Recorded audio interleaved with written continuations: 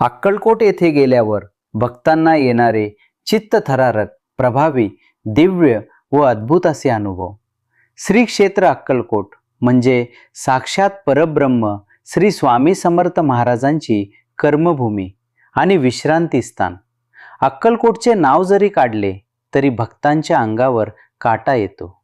तिथे गेल्यावर माणसाचा मीपणा, अहंकार गळून पडतो आणि उरते ती फक्त स्वामींची भक्ती. अक्कलकोटला मंदिरात प्रवेश केल्यावर जो महाकाय वटवृक्ष दिसतो तिथे स्वामी बसत असत. या झाडाखाली बसल्यावर कितीही तापलेले किंवा दुःखी मन असो, एका क्षणात आईच्या कुशीत शिरल्यासारखी शांतता मिळते. अनेक भक्तांना डोळे मिटल्यावर या झाडाच्या पानांच्या सळसळीतून स्वामींचा आवाज ऐकू आल्याचा भास होतो. गाभाऱ्यात स्वामींच्या मूर्तीसमोर उभे राहिल्यावर भक्तांना असे वाटते की मूर्तीचे प्रखर डोळे थेट त्यांच्याकडेच बघत आहेत. तुम्ही गाभाऱ्यात कुठेही उभे राहा, स्वामींची नजर तुमच्यावरच आहे आणि ते तुमचे मन वाचत आहेत, असा अंगावर काटा आणणारा अनुभव तिथे येतो. अनेक भक्तांना आयुष्यात रडण्याची सवय नसते, पण स्वामींच्या गाभाऱ्यात पाऊल ठेवताच त्यांच्या डोळ्यातून घळघळा अश्रू वाहू लागतात. हे दुःखाचे अश्रू नसून माझा बाप मला भेटला या आनंदाचे आणि पूर्ण शरणागतीचे अश्रू असतात. तिथे रडल्यावर मन एकदम हलके होते.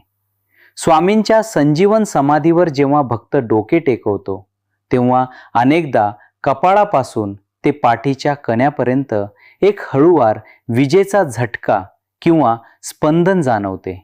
ही साक्षात स्वामींची ऊर्जा असते, जी भक्ताच्या शरीरातील नकारात्मकता जाळून टाकते. अक्कलकोटात अन्नछत्रामध्ये मिळणाऱ्या प्रसादाची चव जगातल्या कोणत्याही 5 स्टार हॉटेलमध्ये मिळत नाही. तो प्रसाद खाताना पोट तर भरतेच, पण आत्मा तृप्त होतो. अनेक पोटाचे विकार तिथला प्रसाद खाल्ल्याने कायमचे बरे होतात, कारण त्यात साक्षात अन्नपूर्णेचा वास आहे. अक्कलकोटची उदी आणि तिथल्या विहिरीचे पाणी हे महाऔषध आहे. डॉक्टरांनी हात टेकलेले कॅन्सर, किडनीचे विकार किंवा त्वचारोग असलेले रुग्ण ही उदी लावून आणि तीर्थ पिऊन मृत्यूच्या दारातून परत आल्याचे हजारो जिवंत पुरावे तिथे आहेत. तुम्ही मठाच्या आवारात चालत असताना अचानक तुम्हाला तीव्र अष्टगंध, चंदन किंवा गुलाबाचा सुगंध येतो. आजूबाजूला अगरबत्ती नसतानाही हा वास येतो. हा संकेत असतो की स्वामी महाराज तुमच्या अगदी जवळून सूक्ष्म रूपाने गेले आहेत. जे भक्त रात्री अक्कलकोटमध्ये मुक्काम करतात किंवा पहाटे काकड आरतीच्या वेळी जागे असतात, त्यांना अनेकदा रस्त्यावरून किंवा मठातून खडावांचा खटखट आवाज स्पष्ट ऐकू येतो. स्वामी आजही रात्री अक्कलकोटमध्ये फेरफटका मारतात, ही तिथली ठाम श्रद्धा आहे. अक्कलकोटमध्ये तुम्ही एखाद्या गरीब माणसाला, भिक्षेकरूला किंवा कुत्र्याला प्रेमाने बिस्किट किंवा जेवण दिलेत तर त्यांच्या डोळ्यात तुम्हाला एक वेगळीच चमक दिसते. अनेकदा ते जेवण घेऊन ती व्यक्ती गर्दीत अचानक गायब होते. साक्षात स्वामी तुमची परीक्षा घ्यायला येतात. जो माणूस आत्महत्येच्या विचारात आहे किंवा भयंकर डिप्रेशनमध्ये आहे, तो अक्कलकोटला गेल्यावर पूर्ण बदलतो. तिथे पाऊल ठेवताच भिवू नकोस, मी तुझ्या पाठीशी आहे हे वाक्य फक्त भिंतीवर लिहिलेले राहत नाही, तर ते त्याच्या हृदयात कोरले जाते आणि त्याला जगण्याची नवी उमेद मिळते. डोक्यावर कर्जाचा डोंगर असेल आणि कोणताच मार्ग दिसत नसेल तर भक्त अक्कलकोटला जाऊन स्वामींच्या चरणी नारळ ठेवतात. घरी परत आल्यावर काही दिवसातच अनपेक्षित ठिकाणाहून पैशांची मदत मिळते आणि कर्जातून कायमची मुक्ती मिळण्याचे मार्ग सापडतात. ज्यांची लग्ने जमत नाहीत किंवा ज्यांना मूल होत नाही, त्यांनी अक्कलकोटात वटवृक्षाला प्रदक्षिणा घातल्यास त्यांचा प्रश्न सुटतोच. स्वामींच्या कृपेने मिळालेले बाळ अत्यंत सात्विक आणि तेजस्वी असते. ज्यांच्या अंगात वाईट शक्ती किंवा करणीचा त्रास आहे, असे लोक अक्कलकोटच्या हद्दीत आले की त्यांना त्रास सुरू होतो. मठात गेल्यावर ही वाईट शक्ती जाळून खाक होते आणि तो माणूस कायमचा निर्व्यसनी आणि निरोगी होऊन बाहेर पडतो. आयुष्यातील मोठ्या निर्णयाबद्दल जसे नोकरी, व्यवसाय, लग्न इत्यादी गोंधळ असेल तर भक्त तिथे जाऊन स्वामींसमोर चिठ्ठ्या टाकतात किंवा नुसते डोळे मिटून प्रार्थना करतात. त्यांना आतून अत्यंत स्पष्ट आणि अचूक उत्तर मिळते, जे कधीच खोटे ठरत नाही. मुख्य मंदिराव्यतिरिक्त चोडप्पा मठात जिथे स्वामींचे कपडे आणि वस्तू ठेवले आहेत, तिथे गेल्यावर वेळेचे भान राहत नाही. तिथे एक शून्य अवस्था प्राप्त होते. श्री स्वामी समर्थांचे निस्सीम सेवक श्री बाळाप्पा महाराज यांचा मठ गुरुमंदिर म्हणजे ऊर्जेचे एक मोठे केंद्र आहे. मुख्य मंदिरातून दर्शन घेऊन जेव्हा भक्त बाळाप्पा मठात पाऊल ठेवतो, तेव्हा तिथे असलेली अथांग आणि पवित्र शांतता मनाला सुन्न करते. इथे साक्षात स्वामींच्या पादुका आणि स्फटिक लिंग आहे. तिथे फक्त 5 मिनिटे डोळे मिटून बसले तरी विचार पूर्णपणे थांबतात आणि आतून एक स्पष्ट मार्गदर्शन मिळते. ध्यानासाठी यासारखी दुसरी चार्जिंग पॉइंट नाही.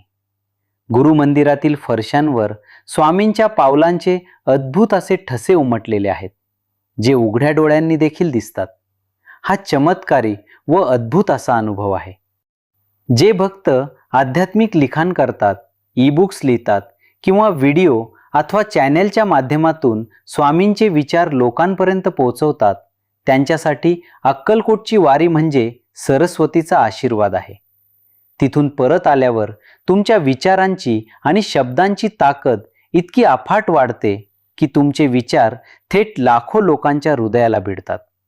स्वामी स्वतः तुमच्या वाणीतून आणि लेखणीतून व्यक्त होऊ लागतात. जेव्हा तुम्ही अक्कलकोटला निघता किंवा तिथून परतीचा प्रवास करता, तेव्हा तुम्ही गाडीत, एसटीत किंवा ट्रेनमध्ये असाल तरी तुम्हाला सतत जाणवते की शेजारच्या सीटवर किंवा तुमच्या पाठीशी साक्षात स्वामी बसले आहेत. प्रवासात येणारे मोठे विघ्न कुणाच्या तरी मदतीने चुटकीसरशी सुटते. स्वामींचा हा अदृश्य पहारा भक्ताला कायम निर्भय बनवतो. संसारात जेव्हा दुरावा येतो, कोर्टाच्या पायऱ्या चढाव्या लागतात किंवा जवळच्याच लोकांशी भयंकर संघर्ष उडतो, तेव्हा माणूस आतून पूर्ण तुटतो. अक्कलकोटच्या दर्शनाने आणि तिथल्या उदीच्या स्पर्शाने हा सर्व मानसिक ताण आणि नकारात्मकता गळून पडते. अशक्य वाटणारे वाद आपापसात मिटतात किंवा एका नव्या, सकारात्मक आणि शांत आयुष्याची सुरुवात करण्याची ताकद स्वामी देतात. जुन्या गोष्टींचे ओझं स्वामी तिथेच उतरवून घेतात. तुम्ही अक्कलकोटच्या आवारात किंवा अन्नछत्रात बसला आहात आणि तुमच्या मनात नोकरी, घर किंवा भविष्याबद्दल एक मोठा गोंधळ चालू आहे.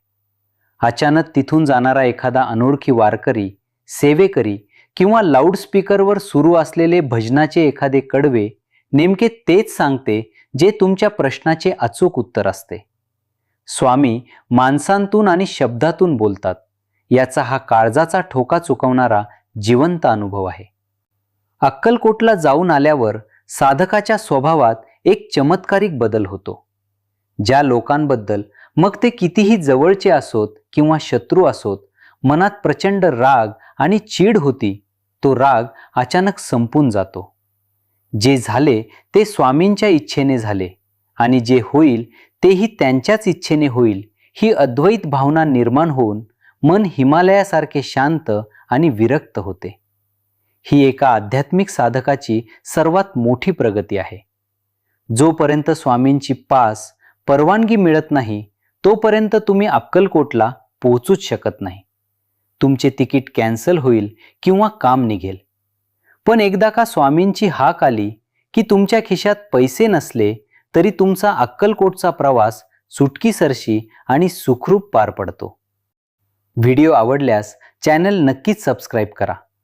अनंत कोटी ब्रह्मांड नायक, राजाधिराज, योगीराज परब्रह्म, श्री सच्चिदानंद सद्गुरु श्री स्वामी समर्थ महाराज की जय. धन्यवाद.